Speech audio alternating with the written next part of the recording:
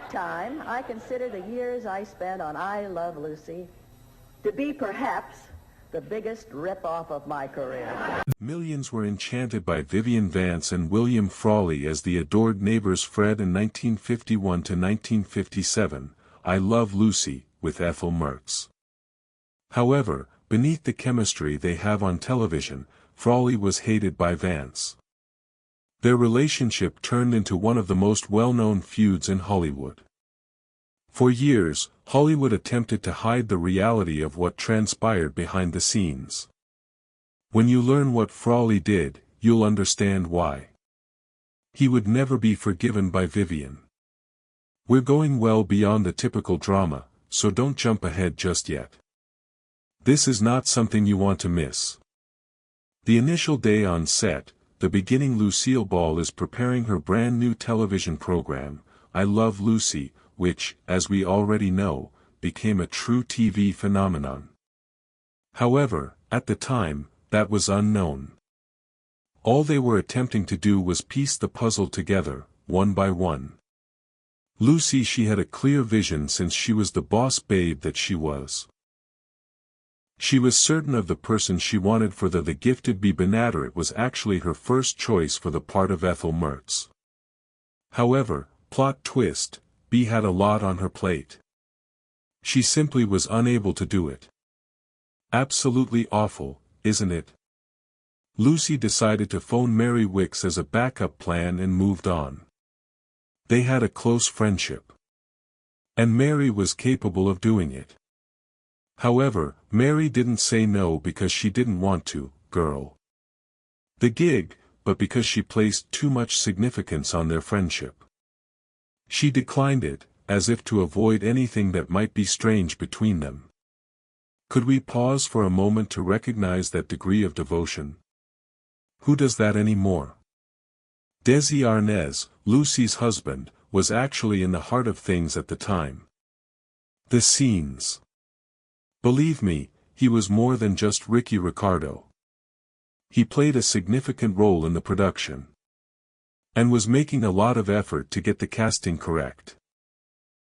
One could assume that working on one of the most adored historical TV series foster a sense of community. But behind I Love scene something was developing, Lucy, something that the fans didn't anticipate. Vivian Vance was unable to tolerate Frawley, William. Furthermore, this wasn't just a little squabbling here and there, it was entire on hate. The true query, though, is, why?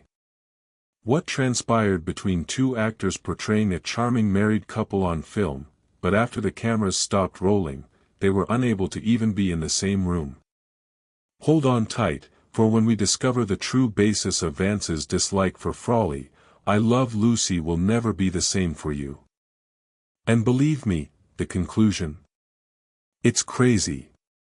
Lucy once collaborated on a movie with James Gleason, a legendary character actor.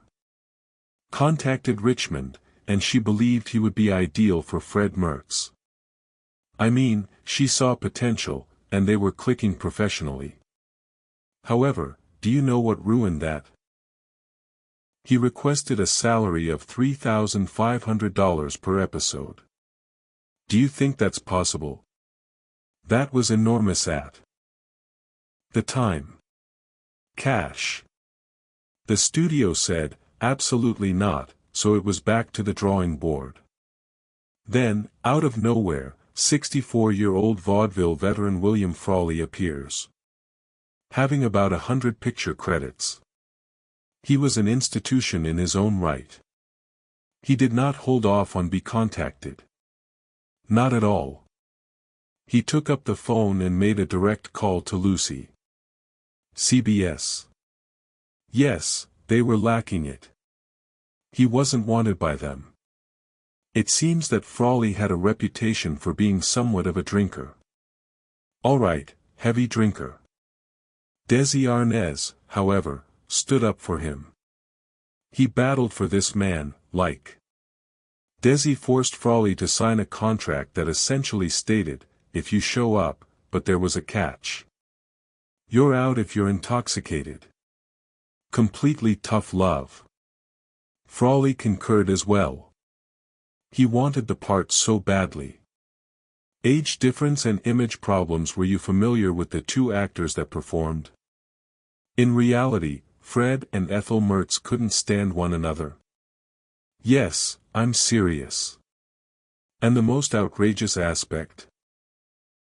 A significant portion of the resentment stemmed from the staggering age difference of 22 years.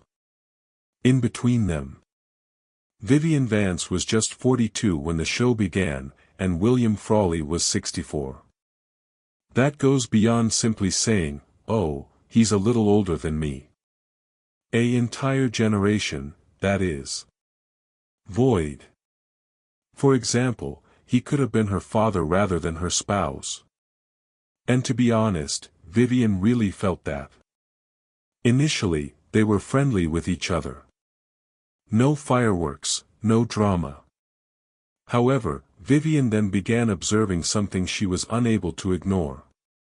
She would gaze at herself, looking young and attractive. And yet in her prime, then turn to face Frawley, who is sulky and obviously getting older, and she would ask herself, really? Is this my on-screen spouse? She even uttered it out while, "Nobody will believe I'm married to that old goat," during rehearsals, and guess what? Frawley heard her. Oh no. After that, can you imagine the tension? But can you really blame her? She had to be paired with a man who resembles a retired uncle more than a life partner, despite being a gifted actress in your early 40s who was just getting started. In the meantime, Lucille Ball, her best friend on set, was out there portraying this glitzy, energetic wife to the Desi Arnaz is quite attractive. It was a stark contrast. Additionally, the producers of the show didn't make any simpler for her. They made a concerted effort to make her look bad, including dowdier makeup, ugly clothing, not at all flattering. They were successful in making Ethel appear uninteresting next to Lucy. However, by doing this, they gradually undermined Vivian's self-esteem and, to be honest, her sanity as well. Not to mention that in real life, Lucy and Vivian were quite similar in age. Thus, to Vivian, it must have seemed like a cruel joke to have your peer play the role of the attractive wife in entertaining plots. Whereas you must be the sulky sidekick in an impossible, stale marriage to a man who is old enough to get Social Security benefits. It's about respect, job path, and more than just vanity. And the kind of roles that are being assigned to you. That is heartbreaking in addition to being annoying. What about the audience? Yes, they did notice. Whispering began, with some even uttering the Fred and Ethel's union appeared completely phony, miserable, sexless relationship. What about Vivian? That's what she felt. Each time she was required to film a sequence in which she was expected to express love, for it was like gulping down a mouthful of tart lemon juice, Frawley. She would flatly refuse to share a kiss. Him. She was an expert at air kisses, which are those that appear nearly natural on film but involve no real contact of the lips. In the episode Equal Rights, there's a scenario where they're intended to have a kiss in a prison cell. Keep a tight eye on it. Not even a kiss. Only a clumsy, frigid body, "I can't believe I have to do this again," expressed through language and an eye roll. And let's take a moment to discuss Frawley. He wasn't exactly overlooking this. Oh no. He was petty. He would make a special effort to ensure that the authors included lines that made fun of Ethel. That made light of her appearance, such as referring to her physique as a sack full of doorknobs. Savage, correct? The worst part is that it managed to operate somehow. That savage conflict between them. It created the show even more amusing. Because, well, their arguments seemed genuine. It wasn't an act. That was a scripted form of outright hatred. And it was well received by the crowd. However, that kind of negativity eats away at you from the inside out. For Vivian, the jokes weren't the only thing that the tacky outfits, it was about becoming devoted to a character and a connection she discovered for life. Quite uneasy. She was unable to avoid Ethel Mertz's shadow or the persistent pestering of this older man. Wife, regardless of how far she attempted to pursue her profession. She was stuck in that job like glue onto the bottom of a shoe. Additionally, each time she viewed I Love Lucy, she saw more than just the giggles and the achievement, she witnessed the personal costs she incurred in order to maintain that position. Furthermore, when CBS approached them with the concept of a Mertz's spin-off. Significant. Fantastic opportunity. There is money on the table. To make that happen, they provided a bonus of $50,000. Furthermore, Vivian stated, no, not taking place. Not for money or love. She simply couldn't stay with Frawley any longer. Without the protective presence of Lucy and Desi. Imagine declining such a large sum of money because it makes your skin crawl to think of working with someone once more. That tells you everything. Therefore, when people state that their on-screen persona was iconic, it was. However, it arrived at a price. Vivian held a very genuine, very raw discomfort underneath the giggles and the sitcom enchantment. Daily. That age difference of 22 years. Missed chances were more important than just numbers. Broken self-confidence and a work-related weight that persisted long after the cameras stopped rolling. Isn't it amazing how real-life suffering can occasionally inspire fantastic television? Makes you wonder what other popular shows might be hiding. Fred and Ethel Mertz's arguments were entertaining to all of us. But what if I told you that the tension wasn't merely acting? It would be like an old married couple on I Love Lucy. In actuality, Vivian Vance's distaste for William Frawley wasn't limited to that. She detested him. And for years, no one truly understood why. Fans made guesses. Rumors circulated. However, what is the reality? It remained hidden until today. What then? Was Frawley really that bad? Was Vance overreacting? Or was there a deeper reason for this feud? More than only a poor working relationship. Don't assume it's just another pointless Hollywood feud. Because the entire story is more compelling than any sitcom plot, stay with us through to the very finish. From cold shoulders to outright insults initially, there was only this awkward, silent energy. Nevertheless, it later descended into one of the most notorious behind-the-scenes conflicts in classic history of television. And truthfully, it quickly became ugly. It went like this: you're on the set of One I Love Lucy, one of the greatest sitcoms ever made, and rather than connecting with you're side-eyeing each other in between takes, co-star, and enjoying seeing others laugh. Making passive-aggressive remarks and keeping track of the minutes until the end of the day to avoid having to no longer have to deal with them. For Vivian and William, who played the arguing, it was precisely like that. Fred and Ethel Mertz, a couple. And although the audience laughed at their disagreements on screen, behind the scenes, oh my goodness, that was utter anarchy encased in resentment from old Hollywood. When Ethel's actress, Vivian Vance, made what she likely believed to be an innocuous, but still dubious, remark that she disliked being romantically partnered with that old man, William Frawley, that was not taken lightly at all by the person who portrayed Fred. The man was furious. And after that, it was war. Greg Oppenheimer, whose father served as the show's producer and chief writer, even claimed that it only took Frawley taking it personally to turn the switch. But hold on, things get worse. Frawley wasn't the kind to keep to himself and be quiet. No, he had a reputation in Hollywood for being unpleasant, impolite, and rough, especially when it comes to women. Meet the Mertz's co-author Audrey Kupferberg bluntly stated that he was renowned for being a woman-hater.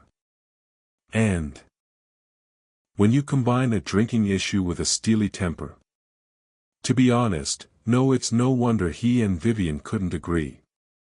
He even used quite foul words at one point to characterize her.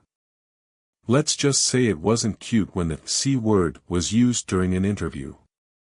In other words, their enmity was the worst-kept secret in Hollywood. Everyone was aware. It wasn't only for anyone who spent even 5 minutes on site, murmurs were prominent. Nevertheless, they managed to maintain an oddly professional demeanor in spite of all the nasty things. They arrived, delivered their lines without allowing the animosity to interfere with the performance. However, you could sense it in the air.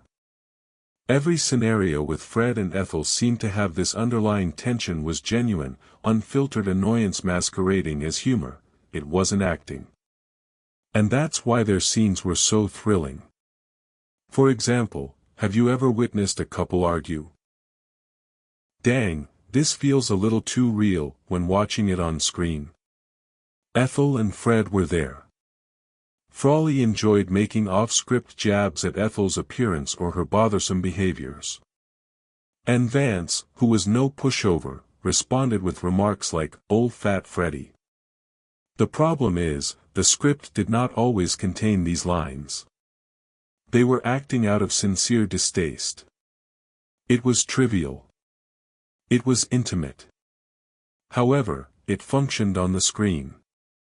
Do you know what's crazy?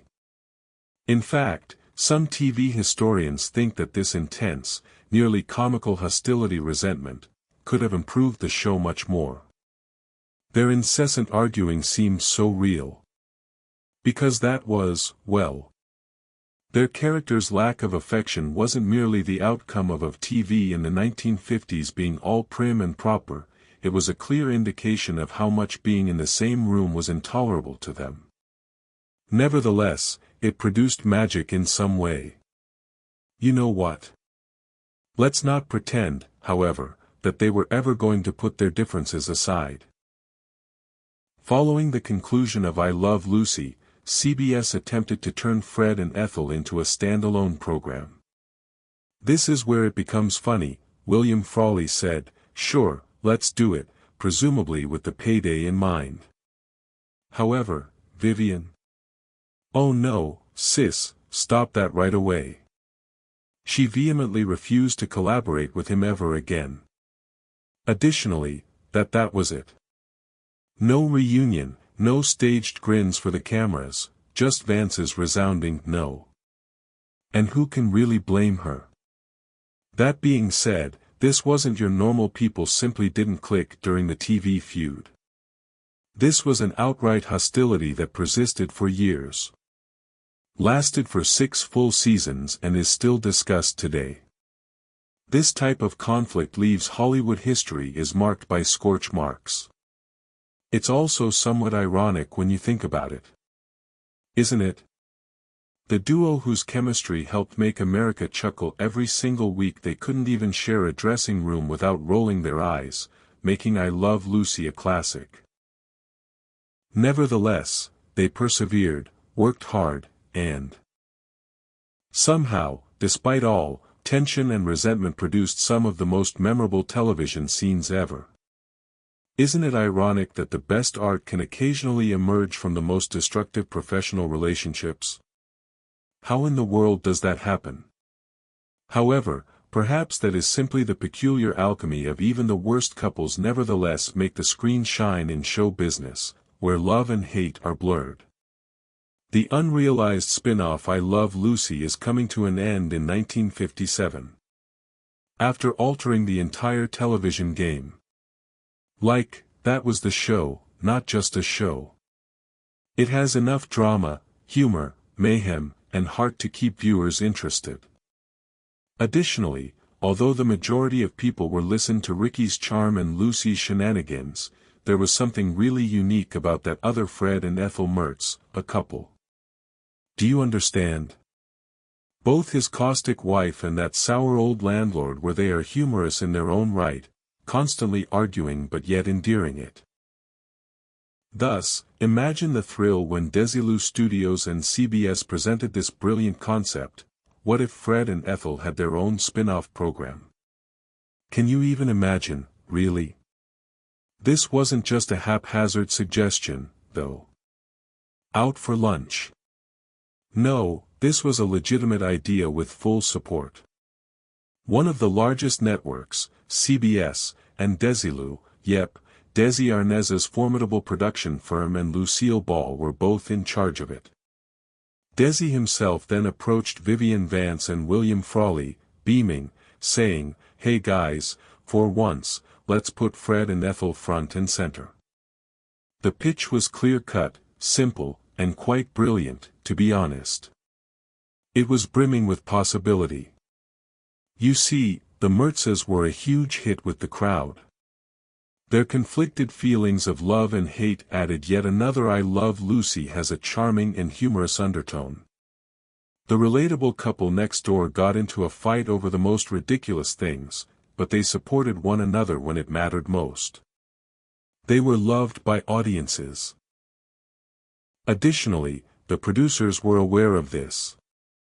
They came up with other alternatives, such as Fred and Ethel relocating to Los Angeles or Albuquerque and engage in new adventures. Perhaps they would encounter well-known individuals like Carolyn, and perhaps they would have new neighbors with whom to quarrel, Charlie Appleby. There were countless options. Fred, played by William Frawley, was totally on board. He saw the chance for what it was, a second chance. Achieving consistent, long-term employment in a field that wasn't always accommodating to actors in their latter years. That is to say, the man was sensible. He was in his 70s and had a lot of experience with movies and vaudeville. Because he recognized the importance of remaining current in the quickly evolving TV industry. To him, this wasn't merely an artistic endeavor. This was a matter of survival. Is it unreasonable to criticize him for seizing the opportunity? However, this is where everything falls apart, and boy, is it messy. Loved Ethel. Vivian Vance refused outright. And not in the manner of a "let me consider it" rejection. No. She firmly refused. For example, instead of simply shutting the door, she locked it, discarded the key, and destroyed the entire house with fire. The worst part is that they made her a sizable financial offer. For example, serious money. Large extra checks. The sort of cash that would cause most individuals to at least think twice for a moment. However, Vivian. She didn't recoil. What gives, then? Why would someone abandon a surefire hit and a ton of cash? The solution, however, is both sad and juicy. Initially, she found William Frawley intolerable. I am referring to years of suppressed stress and passive-aggressive behavior. Digs and unadulterated loathing. During I Love Lucy, she was able to put up with him, most likely because Ricky and Lucy were always there to ease the stress, but the thought of working exclusively with him, week after week, one-on-one. Yes, she had a hard pass on it. Can you picture living with someone who irritates you every day, especially when there isn't a buffer in sight? Second, she didn't believe the Mertzes could pull off a show by themselves. Actually, that's incredibly intelligent and self-aware. Vivian was aware that I Love Lucy's magnetism stemmed from the entire together, the four of them are energetic. In the framework of Lucy and Ricky's relationship, Fred and Ethel were amusing. As leads, but as lives? She didn't believe it. She genuinely believed that without the complete chemistry of the program would be a failure for all the characters. To be honest, she might have been right. Let's go further, though. In addition, Vivian was considering her career outside of that New York brownstone set. For years, she had been Lucy's sidekick, amusing, yes, but constantly second class. The punchline is always there. Always the other woman when it comes to the limelight and attention. Kim Powers, the playwright, even described how she began to wonder, is this all I'll ever do, be only the sidekick? You know, that kind of self-doubt can really get to someone. Furthermore, it's not even about ego, rather, it's about wanting to develop, do new things, and escape the box that you are constantly being forced into by the industry. Oh, but the consequences. Frawley was incensed. And not just irritated, but furious. According to him, Vivian wasn't the only one turning down a performance.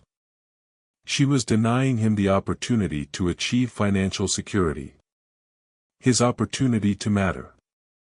Perhaps even his opportunity to live nicely in retirement.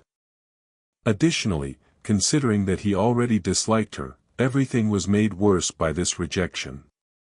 At best, their relationship was already precarious. Essentially caught fire.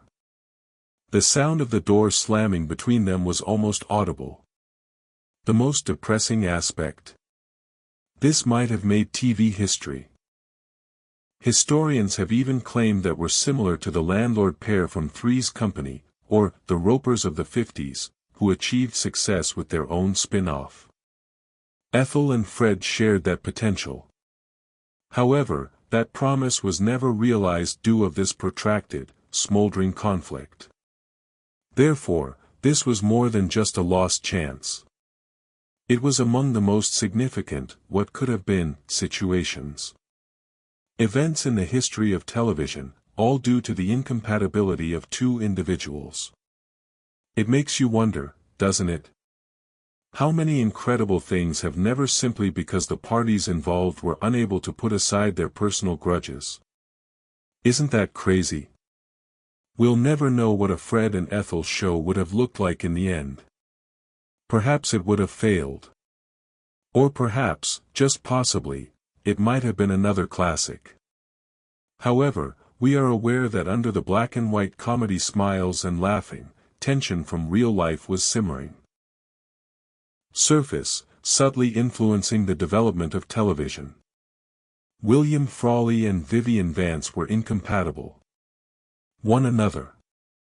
We are discussing full-fledged animosity, not just a small amount of friction. It persisted for years. However, they expected Vance to say something nice when Frawley died. Or at least considerate. Instead, what did she say? Everyone was taken aback.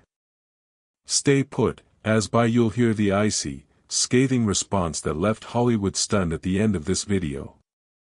Vance's response to Frawley's demise on March 3, 1966, William Frawley passed away, and you believe that an elderly actor's career would come to an end at that point. However, no. His passing wasn't merely the death of a Hollywood personality, it quietly brought an end to one of the most resentful, long-running feuds in television history that have no hope of reconciliation. Who was the other one? Half of this notorious resentment match? It was none other than Vivian Vance, who portrayed Ethel in On I Love Lucy. He plays Fred. I mean, can you picture being cheesy on film for more than 10 years? With a genuine person you couldn't stand? For 15 years, that was their whole dynamic. Of grinning despite their clenched teeth and silently wishing they were on different planets. And what was Vivian Vance's response when Frawley's heart failed at the age of 79? Whoa. Hold on tight. This is what transpired. It seems that Vivian was enjoying a pleasant supper at a restaurant when someone approached her and informed her of Frawley's death. Now, you may anticipate a silent nod, perhaps a considerate quiet or maybe a courteous, "Oh dear," but no. Miss Vance clinked without missing a beat. "Champagne for everybody," she said, shaking her glass. "Isn't that amazing?" "Like, what?" That was a mic drop, merely a reflex. That was the uncorking of decades' worth of resentment.